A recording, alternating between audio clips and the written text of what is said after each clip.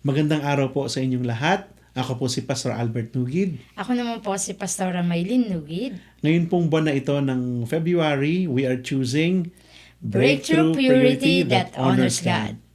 At syempre, kung breakthrough purity that honors God, dapat malapit sa Lord. Ibig sabihin, walang purity ang iyo honor ng Lord nang malayo sa Kanya. Amen. This purity must be close to Closer our to God. God. Yes. Yeah.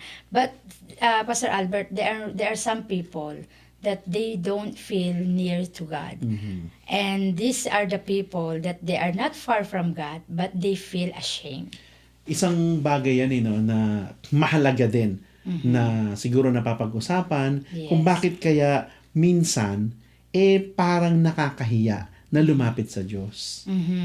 Ako, sa experience ko, sa mga taong kinakausap ko, to encourage them to go back to the Lord, lalo na yung mga naka-experience ng mga panahon na sila'y nalayo sa Diyos dahil sa mga situation sa buhay nila. So, we're trying to encourage them to go back with the Lord. Ang mga number one reason is yung guilt feeling, tsaka yung rejection, the fear of rejection, o yung iba naman ay yung weight of sin, na para bang yung kasalanan nila ay hindi na karapat-dapat ng mapatawad, or nahihirapan silang makabalik dahil na kinoconsider nila yung sasabihin ng ibang tao, yung baka ganito, baka ganyan. So maraming speculations na pwedeng dumating sa isip nila, na I think yun yung mga reason.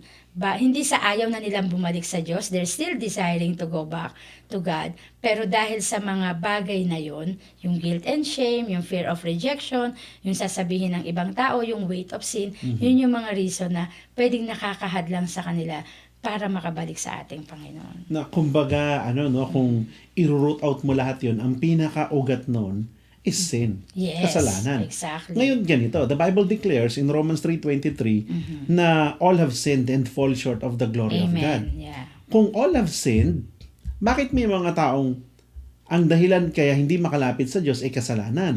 Pero may mga taong nakakalapit naman sa Diyos nang malaya naman sila. Sa tingin ko, may mga tao kasing nauunawaan yung sinasabi ng Biblia na si Jesus Christ mismo, siya na yung gumawa ng paraan. Amen. Para magkalapit tayo. Kumbaga, we want to be closer to God, pero nahihiya tayo dahil sa kasalanan, at imposible yun Yes. na ilapit natin ang sarili natin sa Diyos. Kaya ang Lord, nag-first move na siya. Ang sabi ng Romans chapter 5 verse 8, "But God demonstrates His own love for us in this, Yes. while we were still sinners, Christ died for us." Kumbaga, enough reason na yun, para tayo lumapit talaga sa Diyos. Kasi nga, wala na tayong kailangan gawin. Amen. Lumapit, siya na mismo ang naglapit sa atin. Amen. Yeah. Isang reason din siguro yung religious leaders na parang katulad ng sinabi ni Jesus sa Matthew chapter 23 verse 4 na dinadagdagan pa yung burden na meron yung mga tao na imbis na susunod na lang sila sa Lord, may mga kung ano-ano pang nire-require, yung mga ganong klaseng bagay. And knowing na hindi natin kaya na maging banal Kumbaga, yung kabanalan, when we talk about holiness, purity, hindi yan kaya ng tao kasi ipinanganak tayong dumadaloy sa dugo natin ang kasalanan. Mula nung nangyari kay Eva at Adan, di ba, na sila'y nagkasala, at nung pansinin mo din, Pastor Albert, doon sa pagkakasala ni Eva at Adan, nagtago rin sila Nagtago sila, hinanap sila ng ating Diyos. And sa mga pagtuturo natin, ang Diyos ay all-knowing, pero bakit sila hinanap? Kasi nga, nagkaroon sila ng shame, ng guilt, ng kahihiyan. And still, ang Diyos ay gumawa ng paraan. Alam ng Diyos na ang kasalanan na yon ang naglayo sa tao at sa Diyos. Hindi hinayaan ng Lord yon. Nagkaroon siya ng pangako na ibibigay niya ang kanyang bugtong na anak sa ating lahat na mamamatay sa krus ng Kalbaryo para tayo ay malayang makabalik, makalapit sa ating Panginoon. Ngayon kung ito na pala yung reason, yung dahilan natin, that there is Jesus Christ. Kumbaga, lahat ng heavy part, lahat ng part na mahirap, kinuha na ni Jesus yun. Yes, yung kaparusahan ng kasalanan natin, lahat yun, nasa Kanya na.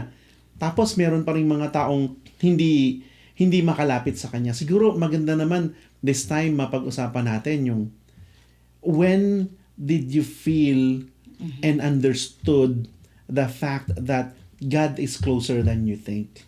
Eh, maganda yan, no? Ako, personally, no? Nung lubos kong naunawaan, yung bigat ng grace and mercy. When I fully understand the grace and mercy of our Lord Jesus Christ to us as sinner, doon ko naramdaman na malapit ang Diyos. Hindi pala ni-require ng Lord na kailangan ganito muna kapag ikaw ay babalik sa Kanya.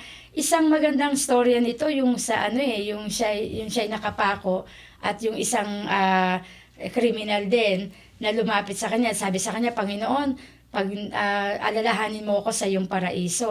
And immediately the Lord gave the forgiveness to that criminal, right? So, doon pala makikita mo na lahat ng lumalapit sa ating Panginoon ng may katapatan, ng sincere sa kanilang puso, ng may katotohanan ng paghingi ng tawad at nauunawaan yung grace and mercy ni Jesus, ng our Lord Jesus Christ, is ibinibigay niya yung pagpapatawad agad-agad, and that's what we call unconditional love.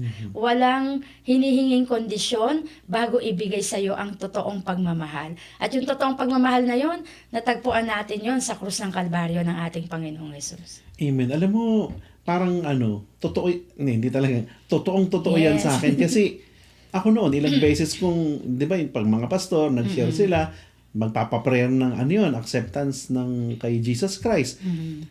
Tuwing meron mag-share, tinatanggap ko si Jesus until, yung tulad ng sinabi, until maunawaan ko yung bigat ng grace and mercy of God, at saka yung condition ko without God, my need for a Savior, na si Jesus lang ang pwedeng magbigay, siya lang yung pwedeng maging source nun. Nung maunawaan ko yun, doon ko naramdaman ang closeness with the Lord, na ginawa niya na pala, lumapit na pala siya. Hindi ko lang siya napapansin kasi nasa iba ang focus ko. But the moment I realized my situation, how I looked before Him, but how He chose to look at me, what He chose para mas mapalapit ako sa Kanya, doon ko naramdaman na napakalapit pala ng Diyos. Kaya anytime na may problema, anytime na masaya, kahit anong sitwasyon ng buhay ko, alam ko that the Lord is near. Amen. Since that day that I realized that God has always been there reaching out to me. Amen. Yeah. Tsaka yung John 3:16, yun ang pinaka-heart ng pag-ibig ng Diyos, di ba? For God so loved the world that He gave His only begotten Son, that whosoever believes on Him, he will not perish but he will have an everlasting life. Hindi lang po pagmamahal kundi buhay na walang hanggan ang ibinigay sa atin. Kaya po nararapat lamang po na tayo bumalik sa Panginoon at walang dahilan para tayo ay lumayo. Kasi ang goal ng kasalanan ay ilayo tayo. Naalala ko yung isang katuruan ng isa sa mga anointed pastors ng JIL na sabi niya nga, kapag alam mong ang banal na spirito ang nagsasabi sa'yo nangungusap sa'yo, ang sasabihin niya sa'yo kapag nagkasala ka, humingi ka ng tawad, nagkasala ka anak, humingi ka ng tawad, bumalik ka sa Diyos. Kapag ang kaaway to or si Satan, itong spirit na to ang nagsasalita sa'yo, there's full of condemnation. Yung tipong, huwag ka nang bumalik, hindi ka na talaga magbabago.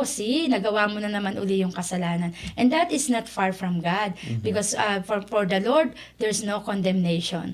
For the Lord, He always forgive our sins. In 1 John 1:9, ang sabi ng Panginoon doon, sabi niya, if you confess your sins, I am faithful and just to forgive you and cleanse you from all of your unrighteousness. So, ang Diyos po ay tapat na tayo patatawarin at lilinisin sa lahat ng ating kasalanan kung tayo ay babalik sa Kanya. Amen.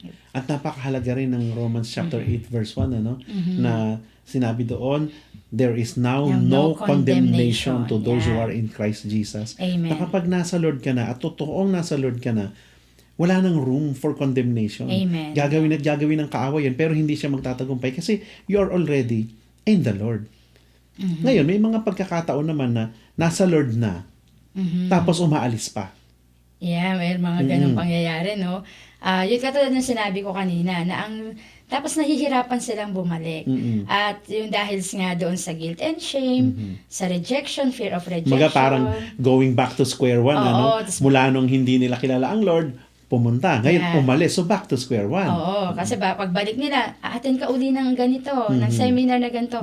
So, parang ang hirap pala nun. So, Pastor Albert, siguro maganda mabigyan natin sila maibahagi natin sa kanila yung kahalagahan na pag bumalik tayo, ano yung mga bagay na dapat nating gawin. One common thing na I believe, ito lang din yung dapat na meron tayo kapag gusto natin bumalik sa Lord. And I'd like to tell this to everyone, na ang gagawin lang po natin, we look unto Jesus. Amen. Itong mga taong to na umalis, paano sila nakabalik? Noong magdesisyon sila na it is no longer about me. Na nung sinabi nilang, hindi natutungkol sa kaya ko pa ba? Meron pa ba akong kayang ibigay? Meron pa ba akong pwedeng gawin? Kundi tungkol na to sa Diyos na pinaglilingkuran ko. Gusto ko bang i-glorify ang Lord sa buhay ko? Do I want to do and obey Him on His will para sa aking buhay? Just focus our attention unto our Lord Jesus Christ. Hebrews chapter 12, the author and finisher of our faith. Hindi tayo magkakamali. Amen. Alam niyo, pwede nating, actually, maiko-connect natin yan, Pastor, sa napaka-famous na story. No? Favorite ko rin to yung prodigal son. Na makikita po natin yan sa Luke chapter 15. Specifically, gusto kong bigyan ng pansin doon sa verse 17. So, nung si prodigal son gusto nang bumalik uli sa kanyang tatay, kasi 'di ba kinuha niya yung kanyang mana, in advance niya na. So, gusto niya uling bumalik dahil wala na siyang pera, gutom na siya, wala na siyang matirhan.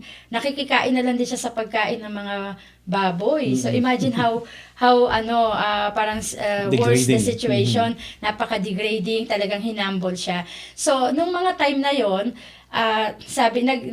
nag-invent na siya ng script, nag-create na siya ng script niya sa isip niya. Sabi niya, babalik ako, hingi ako ng tawad kasi sa bahay namin, sa aming palasyo, kumbaga is meron mga pagkain ng kanilang alipin at may sobra pa. Siya walang makain. So sabi niya, babalik ako sa tatay ko, sasabihin ko sa kanya na ako'y nagkasala sa langit at sa'yo, at ibilang mo na lang ako sa isa sa mga alipin mo.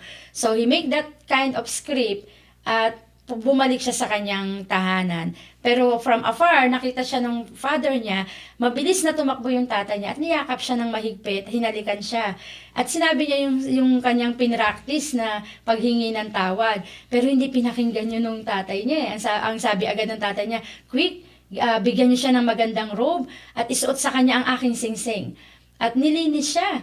So, doon pa lang makikita natin na parang ito'y simbolo sa yung tatay bilang ating Diyos at tayo yung mga alibughang anak, tayo yung mga prodigal son, na there are moments in our lives we run away from God. We tend to do our own and we despise the will of God in our lives. Pero kapag bumalik tayo sa Panginoon, hindi pa natin nasasambit yung mga panalangin na yon, nandun na at handang-handa na ang pagpapatawad ng Diyos. Kasi nga gusto niya tayong makasama sa langit Amen. Amen. So, yun yung isang bagay na I think dapat maipakita natin at matutunan ng ating mga manonood ngayon, no? Na ang pagbalik sa Panginoon ay hindi isang panibagong parusa sa atin, kundi ito'y panibagong pag-asa sa mga taong nawawala ng pag-asa na tatanggapin ba ako ng Diyos? 100% po tatanggapin tayo ng ating Panginoong Hesus. Amen. At gusto ko lang ding i-point out yung part na sinuotan siya ng robe, sinuotan siya ng singsing, kasi sa kultura nila noon, yung ginawa nung prodigal son, enough na yon para ang mga tao sa paligid nila, saktan siya. Amen. At gumawa ng hindi maganda laban sa kanya dahil sa ginawa niya. Oo. Allowed sila noon, culturally. Pero, yung step na ginawa ng tatay na sinuotan siya ng singsing, nilagyan siya ng robe, it's a declaration. Anak ko yan, walang pwedeng gumalaw sa kanya. Yeah, Then and only then, na yung kanyang impurity, kasi physically, impure siya. Talagang literal, madumi. Wala na siyang pagkain, wala na siyang matuluyan. Napakarumi niya, and even his motives, his thoughts, are impure. Pero nung panahon na yon, na magdesisyon ang tatay, hindi, anak kita, at babalik ka rito. Ibabalik ko ang estado mo. That's when his purity began to be restored sa kanyang buhay. Kaya po, talagang ang breakthrough purity, it starts when we stop hiding. Amen. And we begin coming back to our God. Amen. Kung ang kasalanan po ay itinatago tayo sa ating Panginoon, tandaan po natin ang pagmamahal, ang unconditional love ng ating Panginoon at ang kanyang pagpapatawad ay hayag niya pong ginawa yon. Nung siya ipako sa krus ng Kalbaryo, ito po yung hayagan niyang ipinakita sa atin na ang kanyang pagmamahal ay wagas at ang kanyang pagpapatawad po ay tapat sa ating lahat. Sa lahat po ng nakikinig, nanonood sa oras pong ito, kung gusto po natin na tayo'y bumalik sa ating Panginoon at isuko muli ang ating buhay, kami po ay ililid namin kayo sa isang panalangin. Ako po munang mananalangin at sumunod po kayo sa panalangin ito at pagkatapos po nito ay si Pastor Albert naman po ang mananalangin. Tayo po yumuko at pumikit at manalangin. Sabihin po natin, Panginoong Hesus, tinatanggap kita bilang aking Panginoon at sariling tagapagligtas. Lumalapit po ako sa iyo nang may pagpapakumbaba. Linisin mo po ako ng iyong banal na dugo na nabuhos sa krus ng Kalbaryo. Sa oras pong ito, inaangkin ko ang kapatawaran ng aking mga kasalanan.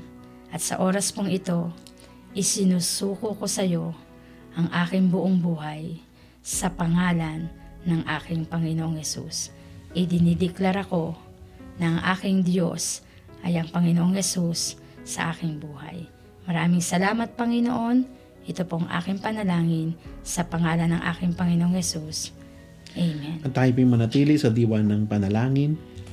Ama, marami pong salamat sa lahat ng inyong ginawa, sa lahat ng inyong ginagawa at sa lahat ng inyong pa pong gagawin.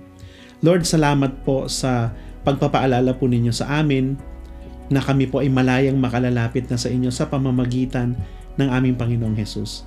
Salamat, Panginoon, sa ginawa ni Jesus Christ sa krus ng Kalbaryo para ma-restore ang amin pong kalagayan bilang inyong mga anak o Diyos. Lord, ang dalangin po namin, Panginoon, patuloy na ikaw ang siyang magbigay sa amin ng purity sa aming buhay, sa aming mga desisyon, sa aming isipan, sa aming espiritu, maging sa aming puso, O Diyos.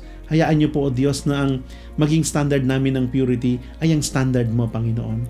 Lord, sa lahat ng inyo pong pinatawad, sa lahat ng tumanggap sa inyo ngayong oras pong ito, O Diyos, bilang Panginoon tagapagligtas, dalangin namin, Ama, patuloy na ikaw ang siyang magpatunay ng katotohanan ng inyo pong salita, O Diyos, sa Romans chapter 10 verse 11, na ang sino mang sa inyo ay nagtitiwala kailanman, hindi ninyo sila ipapahiya, O Diyos. Amen. Gabayan po ninyo ang bawat isa sa amin, O Diyos, na kami po ay magpatuloy sa landas na inihanda po ninyo para sa aming lahat, O Diyos, sa pangalan ni Jesus. And Lord, we pray, let the purity that you have restored upon us, Lord God, remain in the name of Jesus Christ, according to your will and according to your plan. Marami pong salamat, Ama. We bless every person na nakikipanalangin po sa oras pong ito, O Diyos. Bigyan po ninyo sila ng kasagutan sa kanilang mga panalangin, maging ang lahat ng kanila pong mga ipinanalangin bago pa man po ang oras pong ito, O Diyos. Patunayan po ninyo sa kanila na ikaw ay Diyos na tumutugon sa aming panalangin. Amen. Salamat po sa aming salvation. Salamat po sa iyong grace and your mercy. At salamat sa buhay ng aming Panginoong Jesus. Lord, to you we give all the praises, glory, and honor. In Jesus' name this we pray. Amen. Amen. God bless you po, and to God be the glory.